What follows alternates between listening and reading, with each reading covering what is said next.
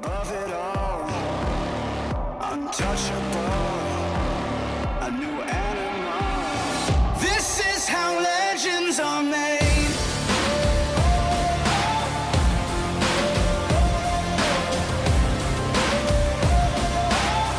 This is how legends are made.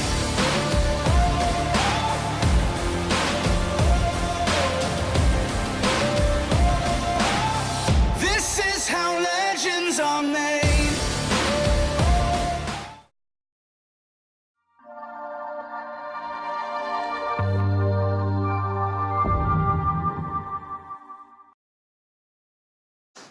Okay, now I'm back on my circle. Again, just gonna see if he stays between my hands and my feet right here. Not asking for much. Just see if he can push up. Medium trot here. Again, I'm not looking for show pace for a long time. Not until all that other stuff's out of it. Right, I don't need to go slow if I have that stuff in there still. No sense in trying that. We're obviously not gonna make the show pen right now. You know, like if he's gonna bust and jump around, we aren't going to the show pen right now. So just ignore that for right now. We got lots of time. It's early mid-December, so just getting a hold of his little mind first. So coming along. Lope off. Now I don't love how he sucks back so much with lope. And that's why, like, when he lopes around, you get so much of his head bob. Yeah. You see how his neck is moving a lot? Yep. So anytime that neck is moving, like we said, if this neck is doing that, he's not using this. Okay?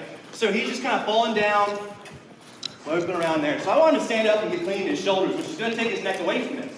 So he won't need to use his neck to pick his body up. Now, he's not going to like that.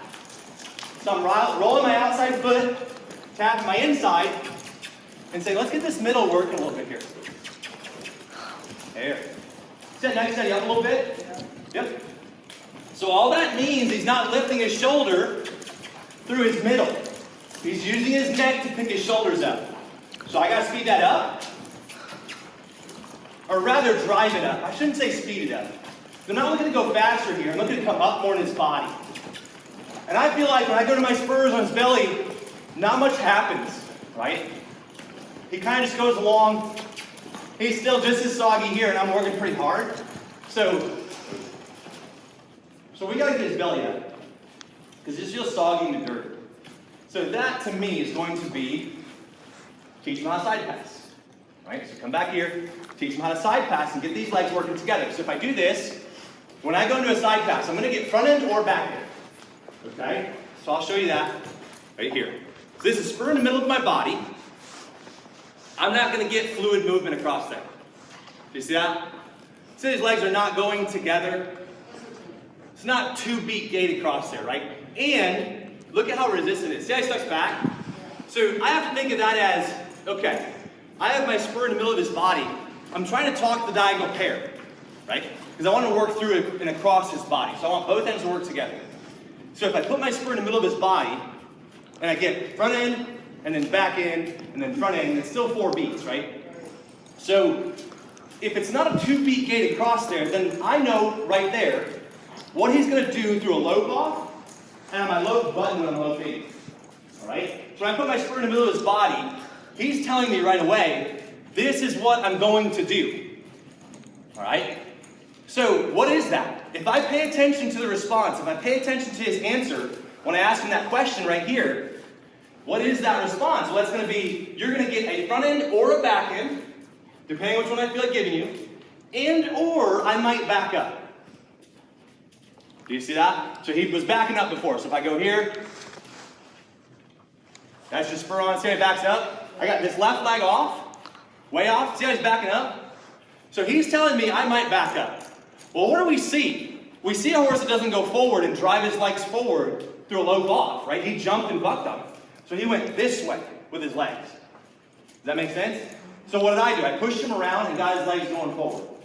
So we got to separate this horse's body from his legs. What we've essentially done, see, that's my outside leg in the middle of his body. See how he's backing up?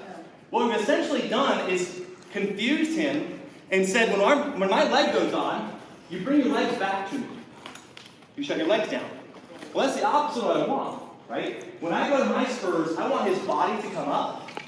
I want his legs to go forward. You see how I can't make his legs go forward here? That's why I can't lope off. right? That's why I can't work when I'm loping. That's why when I jumped on 5 minutes ago, and I went to lope him off, we jumped around. We didn't go forward, right?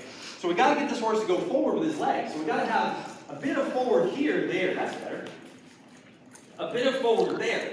And it comes from just worrying about your horse going slow too soon. That I need his body to come up, but I always want his legs to go forward when I cluck or when I roll my foot, right? I don't ever want my legs to come back to me. I want my body to come back. I want his belly to pick up and this shoulder to stay back. I always want his legs driving forward. So I just don't have that kind of control here. And it's why I have such a hard time pushing him out, right? When I'm coming here, I go lope around. See that stuff back? So he doesn't just go forward in that. And that's why I can't let's get him to come up and go somewhere with your legs. He doesn't want to go anywhere with his legs. He wants to stay stuck back all the time. Some of that might be his personality, right? I certainly have horses that have a hard time driving their legs out. But some of that just, right there, he's just soggy. He drops his middle. So I want to get this horse a little bit more responsive and light around here. Push this around. So when I'm riding him, I want to think about what I'm doing with my hands, but I'm not always holding him back, right? So that's why I work out in front of me right here. I pick that chin up and out, so he can't hide underneath of me and just hide his shoulders from me. Right? So I get my hands out front, work him out across here. There, see I got a lot of forward there now? That's what I'd rather have. Because if I have forward there, then I can send his legs out, which is where they belong. There. So now, same maneuver. There. See his legs open up? That's where they should be. So when I go to my foot, I want him to open his legs up, not shut himself down. So we'll do the same thing on this right side. Pick this rein up. Get him forward. So I see this a lot with like horses that are kind of broke. They just won't go forward. We got to be able to send our horse out. If not just for my safety. Because that horse that sucks back too much is kind of hard to ride. There. That's cute.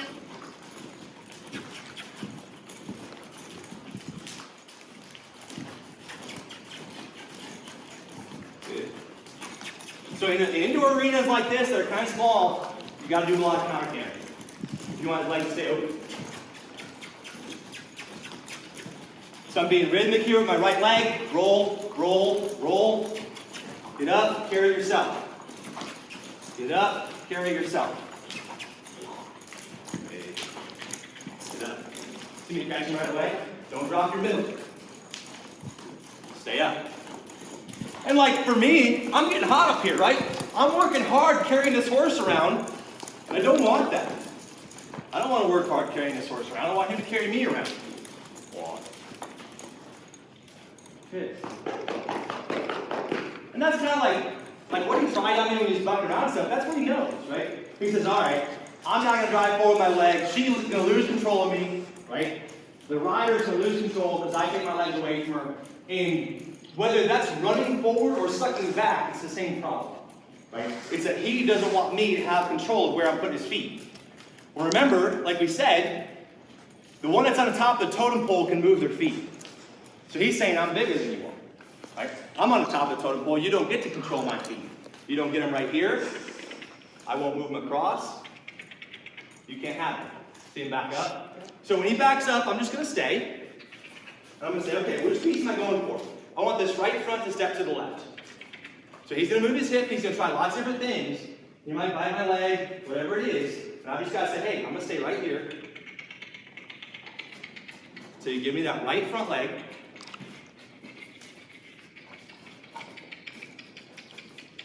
Right front leg across there.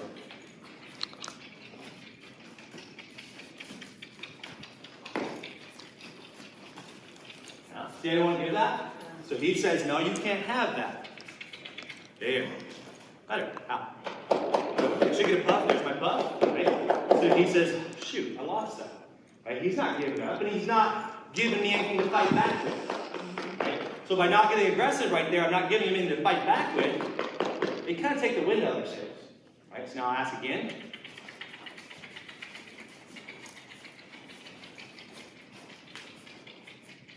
There, good. So kind of think about that button that I'm putting on, right? So what am I doing? I'm picking him up this way. So I get his shoulder up and over this way. But when he's loping, see how he doesn't stand up? So I don't have a hold of his shoulder. So what I'm doing is saying, when I pick my hand up like this, I want your shoulder. Okay? That way I can make a wall right here that I have his shoulder on. Right? And then I have something to build around when I'm loping, because I can stand that shoulder up right here. Yep. So kind of building a tool here at a walk or a jog, right?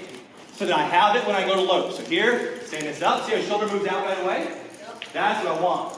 So remember we said he twisted his head, right? I am untwisting his head by picking his chin up and this way. His head wants to twist like this, right? So I'm going to make him go this way, untwist that head, and stand his shoulder back up. So you think about how he's doing his body. He's like this, right? Tipping his head to the outside, dropping his inside shoulder. I'm making him go up and this way. See that inside shoulder stands up? So now I'll have a button on the inside when I lope that he's not going to curl under right in there. You see how riding close like this creates that problem? So I got to get out. I got to get up. So when I lope, I should be able to lope around, stand this inside up. There. See him square up a little bit up front? So now that rein does what I want it to do. When I pick this rein up, I have his shoulders right there. Much more square going around. Right here, pick that up. There. Then I can make my new line. See, I take the head to the outside and hold this inside shoulder up now. So now I can square that neck back up and say, okay, stay tuned, my hands and my feet. Right in there. Outside up and over. Inside up and square. Drive it straight. There. Because simply circling with my hands in the middle like this, close by, is not going to get the job done. Right? So we can say, well, you got to do good circles to make good straight lines. But I have a fundamental problem where the tool that I'm using is not connected to the piece I want it to be connected to. Right? So I got to have control over my shoulders when I pick up like this. That's where we said I do not want my horse to be loose right here. Right? I want him to be loose right here. Okay, so that when I pick up my hands, I talk to my shoulders, not my pole. Right? See how he moves his pole? Yeah. Put his shoulder to move. So then I can make this up, moving over like this. There. See his nose stay straight? I have his shoulder. That's what I want. So when I put this rein on, I don't want to untrack his pole. Now one thing, that's a pretty turn. But remember, he sucks back too much. So I put my spur on, he's sucking back. So I'm going to say, okay, we're going to take that suck back out of there. We're going to get a little more forward through his turns by popping him out of there. Pop him out of there.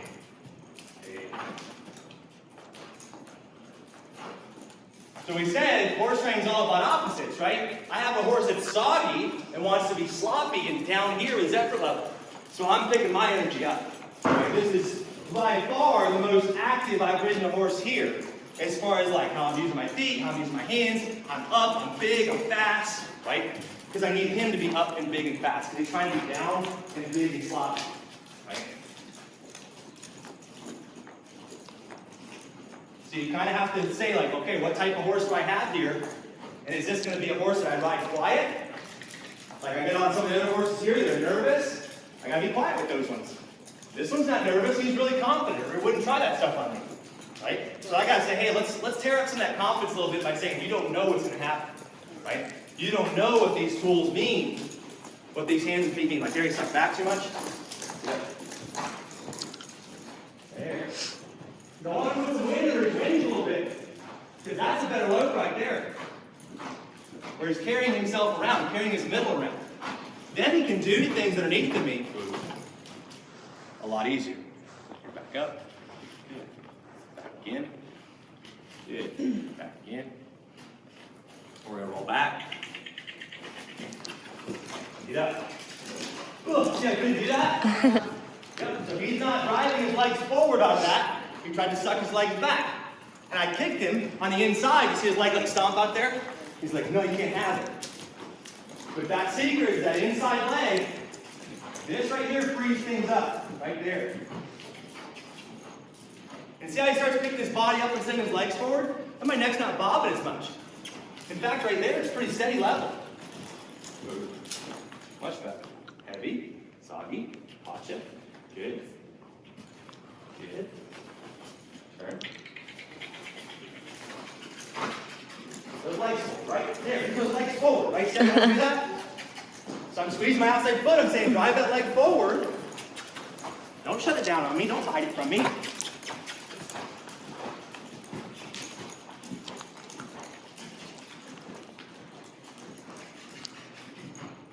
That's cute. We always joke around and say, like, they fart when we start getting their belly done, right? Because it puts everything in line now. Right? So now these little intestines are all in line with his butthole, rather than being like this. Before. So if we get his back up, then the fart's just going to fall out. They were traveling uphill before, right?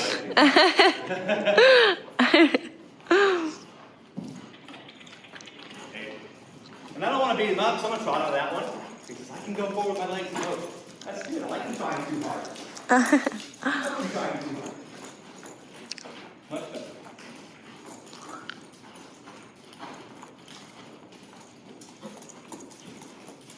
But mainly what I want is to feel like I can go to my right leg here and drive his legs forward. I'm pretty good off my left side now.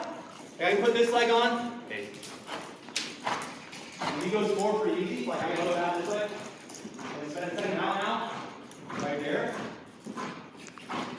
But I can't to the left. So see that counter canter right there will fix that fall in? Yep, so I would just make that counter canter corner. Okay? So I'm going to use little figure eights around the arena. I'm going to counter canter one side, regular lead the other side.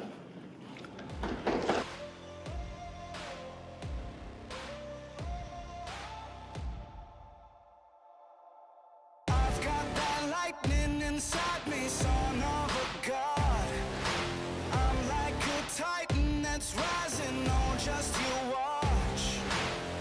I'm stepping into fate. There is no time to waste. I've got that lightning inside me. This is how legends are made.